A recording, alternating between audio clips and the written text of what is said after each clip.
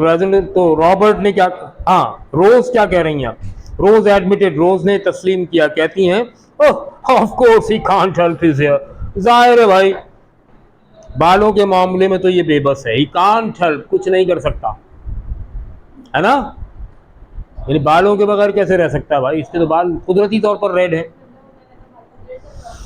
Robert ने कहा हाँ it generally crops out once in a generation, हाँ हमारी हर नस्ल में एक ना एक के बाल ऐसे जरूर उगते हैं। सो डज द नोज, नाक का मामला भी यही है। Rolf has got them both, Rolf present के पास दोनों चीजें हैं, रेड हेयर भी और पॉइंटेड नोज भी। इससे क्या हुआ, वो जो काम वाम करने की बात हो रही थी ना, कुछ करना चाहिए काम काज वगैरह वगैरह, वो बात दब गई, है ना, यही कह रहा है वो। आई लाफ्ड, इस पर मैंने कहा मारा, and went on with my egg, और दोबारा अंडा खाना शुरू कर दिया। At least I had shelved the question of what if anything I ought to do, come a come इतना जरूर हुआ कि वो जो सवाल था ना मेरे कुछ करने ना करने का, वो मैंने क्या किया, शेल्व्ड। बेटे ये वर्ब है शेल्फ का, शेल्फ किसे कहते हैं, शेल्फ,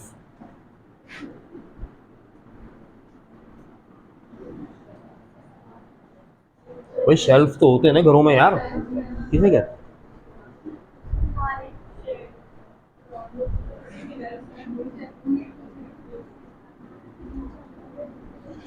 ताक, ताक समझते हैं, आसान उर्दू में से कहते हैं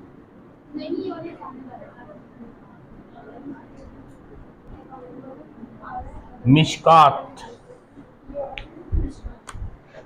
मिशकात का लफ्ज सुना है कभी, कभी नहीं सुना मुसलमानों, मिशकात ये लफ्ज कभी नहीं सुना, मिशकातुल मसाबी किताब का नाम है, अहादीस की किताब है, अहादीस और रिवायात हैं उसमें। कैसे मुसलमानों, हम तो बच्चियों के नाम रख देते हैं मिशकात, अबे मिशकात का मतलब क्या, ताक, घर में शेल्फ होता है ना, शेल्फ ऊंचाई पे, कुरान शरीफ ऊंचाई पे रखते हैं शेल्फ में, इस शेल्फ को कहते हैं ताक। तो हम कुरान शरीफ को बालाए ताक रखते हैं, बाला का मतलब तो ऊपर, ताक के ऊपर। अब उर्दू में मुहावरा भी है बालाए ताक रख देना, यानी ऊंची जगह पर रखकर भूल जाना। अब रमजान में निकलेगा ये, या कोई मरेगा तो निकलेगा ये कुरान, वरना पड़ा रहेगा ऊपर ही, है ना, मुहावरा बन गया ना, बालाए ताक रख देना। देखो इन बच्चों ने पढ़ाई लिखाई तो बालाए ताक रख दी है, क्या मतलब, इतनी दूर रख दी है कि अब वहां तक पहुंचने का सवाल ही पैदा नहीं होता, जान छूट गई है। तो ताक पर रख देने का मतलब क्या होता है, shelved something. Unfortunately we have shelved the holy Quran, that means हमने कुरान को बालाए ताक रख दिया। तो जिस चीज़ को नज़रों से दूर करना हो, पहुंच से दूर करना हो, उसे कहते हैं बालाए ताक रख देना। तो यहाँ शेल्व्ड जो है ना, इसके मीनिंग यही है,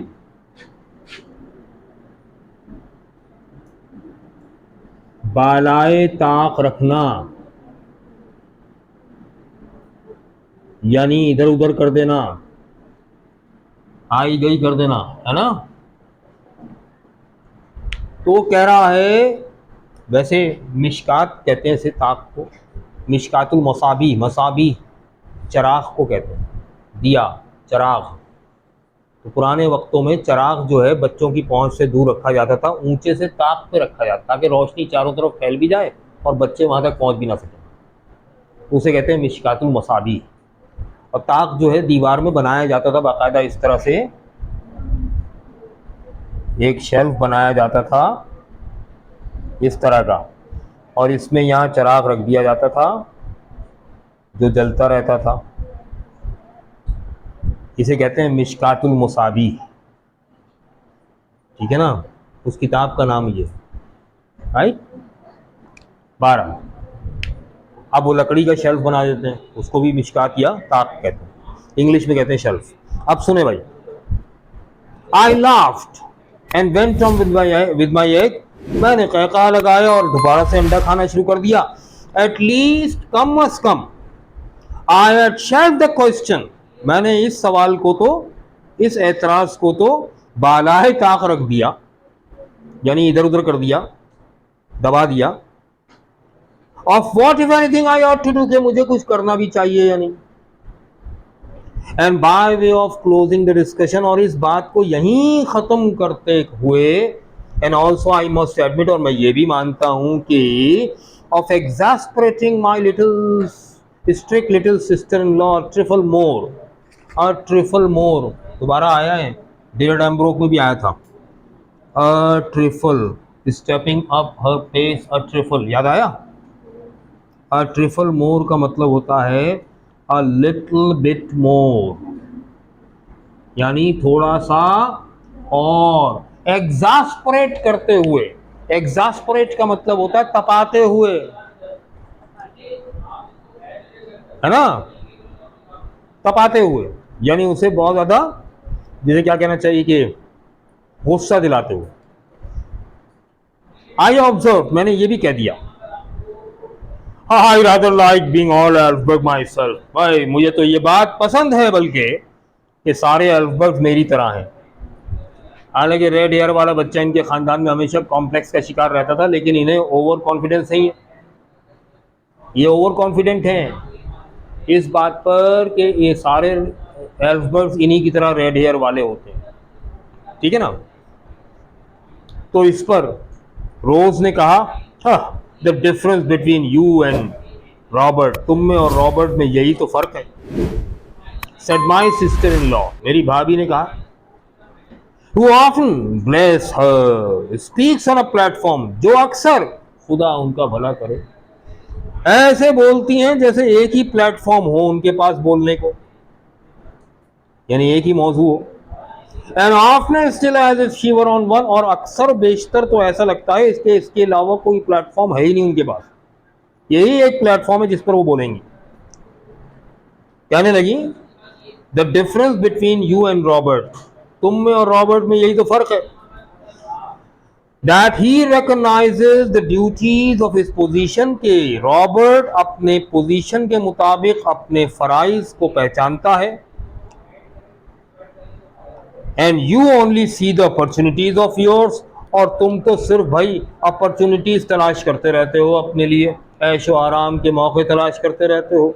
इस पर रेजिडेंट ने कहा, to a man of spirit my dear Rose, to a man of spirit, man of spirit का मतलब है young man, to a man of spirit opportunities are duties, एक नौजवान शख्स के लिए उसकी अपॉर्चुनिटीज ही तो उसकी ड्यूटीज होती हैं, ठीक है। ये बात सुनकर रोज ने कहा, नॉनसेंस, बकवास। टॉसिंग हर हेड, सर हिलाया गुस्से में। And after a moment she went on, और एक लम्हे बाद उन्होंने अपनी बात कंटिन्यू की, कहने लगी, now here is sir Jacob Borrodale offering you exactly what he might be equal to, आप जरा देखो ना, सर जैकब बोरोडेल को ही ले लो। सर जैकब बोरोडेल, एक नया कैरेक्टर इंट्रोड्यूस हुआ है भाई, ये कैरेक्टर सिर्फ चैप्टर 1 में है और इसके बाद चैप्टर 22 में आएगा। सर जैकब बोरोडेल कौन है ये? देखो भाई, नंबर 1 रॉबर्ट के दोस्त हैं, सिंगल भी लिखना है रॉबर्ट में, डबल भी आता कभी भी, दोनों सही है, रॉबर्ट्स फ्रेंड। नंबर 2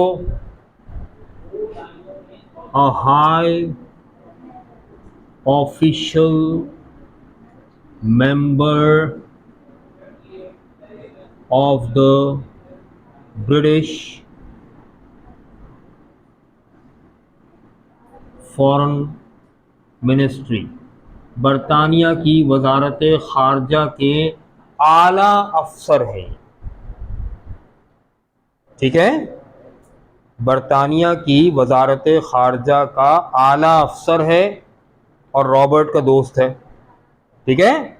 तीसरी बात, हिज ड्यूटी, उसका फर्ज क्या है, ड्यूटी क्या है उसकी, इज टू सेट अप यानी इस्टेब्लिश करना new British embassies in different countries of Europe. इनकी ड्यूटीज़ में शामिल है कि यूरोप के डिफरेंट कंट्रीज़ में नई ब्रिटिश एम्बेसीज ओपन करते हैं, सेटअप करते हैं। क्या मतलब बेटे, 1893 में लिखा गया है ये नावल और 1890s के ही आसपास की कहानी बताई गई है। ठीक है ना, थैंक यू। 1890s के ही आसपास की कहानी है। ये वो दौर था जब दुनिया में एक नया कॉन्सेप्ट इंट्रोड्यूस हुआ था, एम्बेसी का, सफारत खाने का। ठीक है, सफ़ीर और सफारत खाने का कॉन्सेप्ट ये था कि हर मुल्क, दुनिया के हर मुल्क में अपनी एम्बेसीज ओपन कर ले भाई, ताकि वीज़ा पॉलिसी और दूसरी चीज़ों में और सियासी तौर पर दोनों मुल्कों के दरमियान ताल्लुकात उस्तवार करने में एम्बेसी जो है वो रोल प्ले करे। मिसाल के तौर पर इंडिया में अगर मुसलमानों पर जुल्म होता है तो पाकिस्तान की गवर्नमेंट इंडियन वज़ीर आज़म को कॉल नहीं करती। पाकिस्तान में जो इंडियन एम्बेसी है ना, वहाँ से एम्बेसडर को, सफ़ीर को बुलाया जाता है वज़ीर आज़म हाउस में और बुलाकर उसको झुड़कियाँ पिलाई जाती हैं, डांटा जाता है उसे बाकायदा, और उसे रिटन में एहतजाज रख दिया जाता है, भाई हमें बड़ा गुस्सा आ रहा है तुम्हारी इस हरकतों पर, अपने वज़ीर आज़म से बोलो हिंदुस्तान में ऐसा ना करें।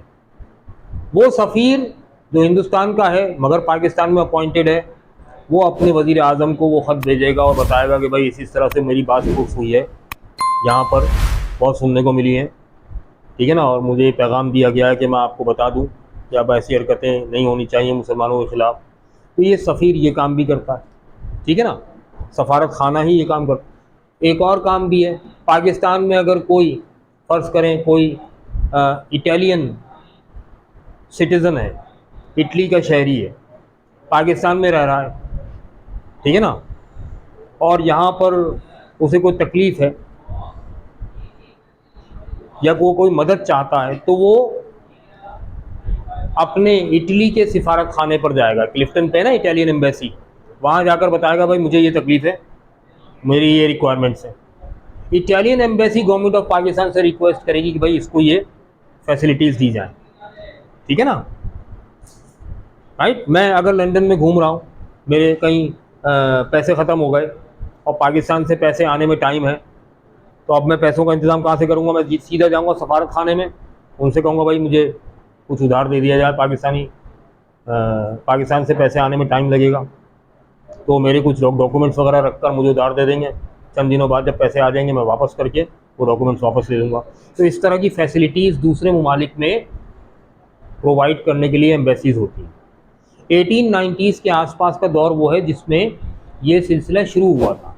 तो जाहिर है कि गवर्नमेंट ऑफ ब्रिटेन जो है, हुकूमत बरतानिया भी चाह रही थी कि उसका भी हर मुल्क में एम्बेसी खुल जाए।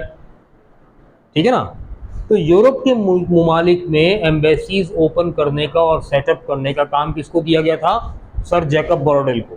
इनकी ड्यूटी ये थी कि ये पहले जाते थे, उस मुल्क का विज़िट करते थे जिस मुल्क में इन्हें एम्बेसी ओपन करनी है। फ़र्ज़ करो इटली में एम्बेसी ओपन करनी, तो ये पहले इटली जाएंगे, वहाँ जाकर वहाँ की गवर्नमेंट से रब्ता करेंगे, उन्हें बताएंगे, वहाँ एक सूटेबल प्लेस हायर करेंगे, रेंट पे या परचेज़ करेंगे। जब वो हो जाएगी तो वहाँ बाकायदा तामीराती काम होगा, ऑफिस सेटअप होगा। ये करके वो वापस आएंगे अपने मुल्क, यहाँ बैठकर एक टीम बनाएंगे, कुछ लोगों को सेलेक्ट करेंगे जो वहाँ के लिए सूटेबल हो, सेलेक्ट करके उन्हें ट्रेनिंग देंगे, ट्रेनिंग देकर उन्हें अपने साथ लेके जाएंगे और इटली में जो एम्बेसी ओपन की है उसमें ले जाकर सेट कर देंगे उन्हें। कुछ दिन तक एम्बेसी रन करेगी, फिर ब्रिटिश गवर्नमेंट अपने पास से एक एम्बेसडर वहाँ भेजेगा। जब वो एम्बेसडर इटली पहुँच जाएगा एम्बेसी में, तो सर जैकब बोरडेल वहाँ से फारिग होकर अपने मुल्क वापस आ जाएंगे और किसी दूसरे मुल्क का इरादा करेंगे, फिर वहीं ये सारा काम करेंगे। इनकी ये ड्यूटी है, ठीक है।